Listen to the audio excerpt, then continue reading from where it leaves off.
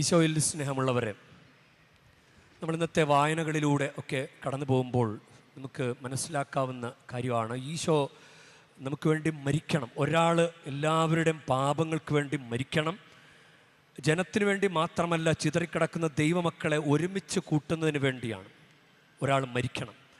അത് ഇന്നത്തെ ഒന്നാം വായനയിൽ വളരെ പ്രകടമായിട്ടത് പറയുന്നുണ്ട്. എസക്കിയാൽ പ്രവാചകൻ്റെ പുസ്തകം 37-ാം അധ്യായം 20 മുതലുള്ള വാക്യങ്ങളിൽ 20-21 ദൈവമായ കർത്താവ് അരുളി ചെയ്യുന്നു, നാം ചിതറിപ്പോയിരിക്കുന്ന ജനതകളുടെ ഇടയിൽ നിന്ന് ഇസ്രായേൽ ജനത്തെ ഞാൻ കൊണ്ടുവരും.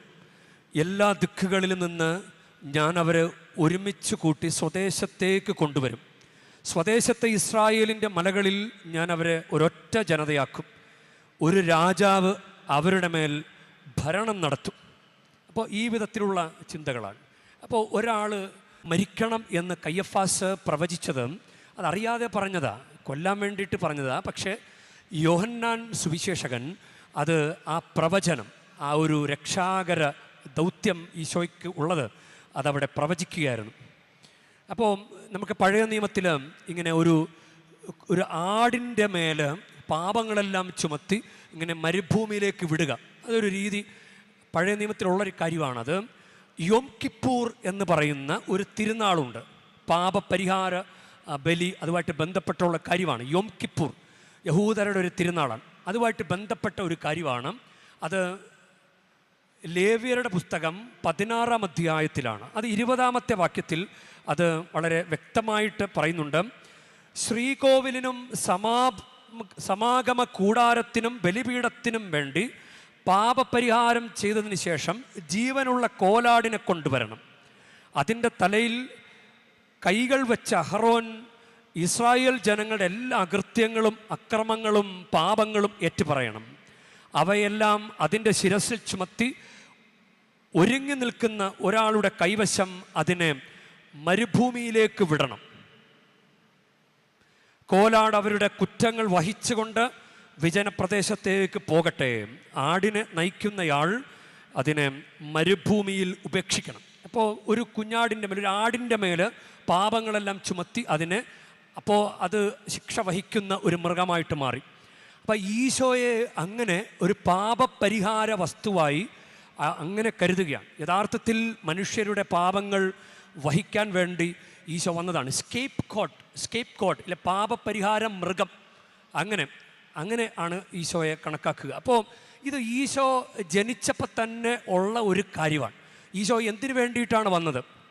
ഈശോ മരിക്കാനും വേണ്ടിയിട്ടാണ്, പാപപരിഹാരത്തിന് വേണ്ടിയിട്ടാണ് ഈശോ വന്നത്. ഈശോ ജനിച്ച സമയത്ത് ലൂക്കായുടെ സുവിശേഷത്തിൽ 2-ാം അധ്യായം 10-ാം വാക്യത്തിൽ ദൂതൻ അവരോട് പറഞ്ഞു, ഭയപ്പെടേണ്ട, ഇത് സകല ജനത്തിനു വേണ്ടിയുള്ള വലിയ സന്തോഷത്തിൻ്റെ സദ്വാർത്ത ഞാൻ നിങ്ങളെ അറിയിക്കുന്നു. ആർക്ക് വേണ്ടിയിട്ടുള്ളതാണ്? സകല ജനത്തിനു വേണ്ടിയിട്ടുള്ള. ഇത് ശിമയോൻ്റെ കരങ്ങളിലേക്ക് ഈശോയെ സമർപ്പിച്ചപ്പോൾ ശിമയോനും പറഞ്ഞിട്ടുണ്ട്. അത് ലൂക്കായുടെ സുവിശേഷം 2-ാം അധ്യായം 31-ാം വാക്യമാണ്. സകല ജനതകൾക്കും വേണ്ടി അങ്ങ് ഒരുക്കിയിരിക്കുന്ന രക്ഷ എൻ്റെ കണ്ണുകൾ കണ്ടു കഴിഞ്ഞു. ഇനി നമ്മുടെ സ്നാപയോഹന്നാൻ ഇത് ഈശോയെക്കുറിച്ച് പറയുന്നുണ്ട്. അത് ലൂക്കായുടെ സുവിശേഷം 3-ാം അധ്യായത്തിലാണ്. 6-ാമത്തെ വാക്യത്തിൽ സകല മനുഷ്യരും ദൈവത്തിൻ്റെ രക്ഷ കാണും. അപ്പോൾ ഇത് കയ്യഫാസ് പറയുകയാണ്, ഒരാൾ നമുക്ക് വേണ്ടി മരിക്കണം. അപ്പോൾ നമുക്കെല്ലാവർക്കും അറിയാവുന്ന കാര്യമാണല്ലോ, ഈശോ നമ്മുടെ പാപങ്ങൾക്ക് വേണ്ടി മരിച്ചു. ഈശോ കുരിശിൽ മരിച്ചത് നമ്മുടെ പാപങ്ങൾക്ക് വേണ്ടിയാണ്. വേറൊരു പരിഹാരം ദൈവത്തിന് ചെയ്യാൻ പറ്റുമായിരുന്നെങ്കിൽ അത് ദൈവം ചെയ്യുമായിരുന്നു. വേറൊരു വഴിയില്ല. അതുകൊണ്ടാണ് ഈശോയുടെ കുരിശ് മരണം വഴിയല്ലാതെ നമുക്ക് രക്ഷ ഇല്ല. അപ്പോൾ ഈശോയുടെ കുരിശ് മരണം നമ്മളിത് മറക്കരുത്. നമ്മളിങ്ങനെ സാധാരണ പറയാറുണ്ടല്ലോ, സങ്കീർത്തനം 103:2 എൻ്റെ ആത്മാവെ കർത്താവിനെ സ്തുതിക്കുക, അവിടെ നിന്ന് നൽകിയ അനുഗ്രഹം ഒന്നും മറക്കരുത്. ഇത് നമ്മൾ ഓർക്കേണ്ട ഒരു കാര്യമാണ്. ഈ ഈശോയുടെ ബലി നമ്മൾ മറന്നു പോകരുത്. ഈശോയുടെ സ്നേഹം, പിതാവ് ഈശോയിലൂടെ നമ്മളോട് കാണിച്ച സ്നേഹം നമ്മൾ മറന്നു പോകരുത്.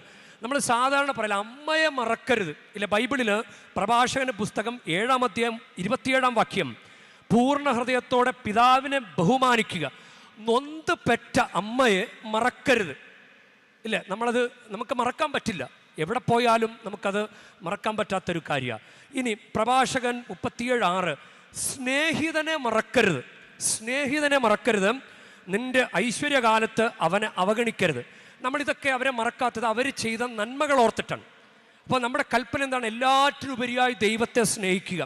യഥാർത്ഥത്തിൽ യേശയ്യാ പ്രവാചന പുസ്തകം 49 അധ്യായം 15 വാക്യം വളരെ റയറായിട്ടാണെങ്കിലും സ്നേഹിതർ മറന്നു കളയാറുണ്ട്, പെറ്റമ്മ മറന്നു കളയാറുണ്ട്.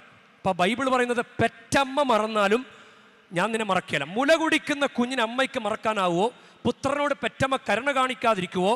അവൾ മറന്നാലും ഞാൻ നിന്നെ മറക്കില്ല. നമ്മുടെ വീട്ടിൽ ഒരു കുഞ്ഞ് നന്നായിട്ടൊരു പരീക്ഷയ്ക്ക് വേണ്ടി ഒരുങ്ങുകയാണ്. അങ്ങനെ അവനിരുന്ന് പഠിക്കുമ്പോൾ, അവനോ അവളോ ഇരുന്ന് പഠിക്കുമ്പോൾ അമ്മമാർ ചിലപ്പോൾ രാത്രി അവനിരുന്ന് പഠിക്കാൻ ഉറങ്ങാതിരിക്കാൻ വേണ്ടി ചിലപ്പോൾ കട്ടൻ ചായയൊക്കെ കൊണ്ട് കൊടുക്കും, ഇല്ലേ? നമ്മൾ അവന് വേണ്ടി, അതായത് കുടുംബത്തിൻ്റെ ഒരു പ്രതീക്ഷയാണ് മക്കൾ. അപ്പോൾ അവർ കുടുംബത്തിന് വേണ്ടി കഷ്ടപ്പെട്ട് പഠിച്ച് അവരൊരു നിലയിലെത്താൻ ശ്രമിക്കുമ്പോൾ നമ്മളെക്കൊണ്ട് അധികം ചിലപ്പോൾ വിദ്യാഭ്യാസമൊന്നുമില്ലാത്ത മാതാപിതാക്കൾക്ക് പോലും ഇതറിയാവുന്ന കാര്യം, അവരെ ഒന്ന് സപ്പോർട്ട് ചെയ്യും, അവർക്ക് വേണ്ടി പ്രാർത്ഥിക്കും, അവർക്ക് വേണ്ടുന്നതൊക്കെ ചെയ്തു കൊടുക്കും.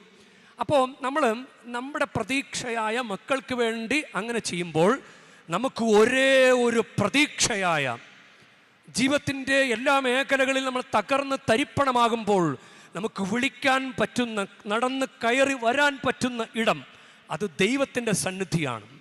എവിടെ പോയാലും കുമ്പസാരിക്കാതെയും കുർബാന സ്വീകരിക്കാതെയും നമ്മൾ എത്ര കാലം പിന്നിട്ടാലും നമുക്ക് കർത്താവിൻ്റെ സന്നിധി നമുക്ക് വിട്ടുപോകാൻ പറ്റില്ല. അതുകൊണ്ട് ദൈവം നമ്മോട് ചെയ്ത ഈ കരുണ, ഈശോ നമുക്ക് വേണ്ടി മരിച്ചത് നമ്മൾ മറക്കരുത്. നമുക്ക് അനുഭവവേദ്യമില്ലാത്തത് കൊണ്ടാണോ എന്നറിയില്ല, പലരും അത് മറന്ന കണക്കാണ് ജീവിക്കുന്നത്. നമുക്ക് ഇനി ഓർക്കാൻ വേണ്ടി ചെയ്യാവുന്ന കാര്യം, ഇതെൻ്റെ ഓർമ്മയ്ക്കായി ചെയ്യുവിൻ എന്ന് പറഞ്ഞത് പരിശുദ്ധ കുർബാന സ്വീകരിച്ചുകൊണ്ടിരിക്കുക. പരിശുദ്ധ കുർബാന സ്വീകരിക്കാതെ നടക്കുന്നുണ്ടെങ്കിൽ ഈശോ ചെയ്തത് നമ്മൾ മറന്നതുപോലെയാണ്.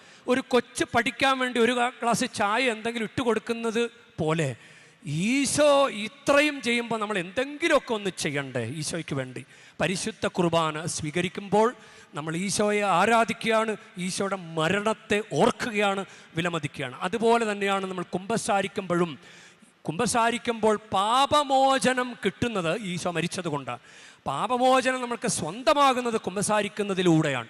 കുമ്പസാരിക്കാതിരുന്നു കഴിഞ്ഞാൽ പാപമോചനം സ്വന്തമാകിയല്ല.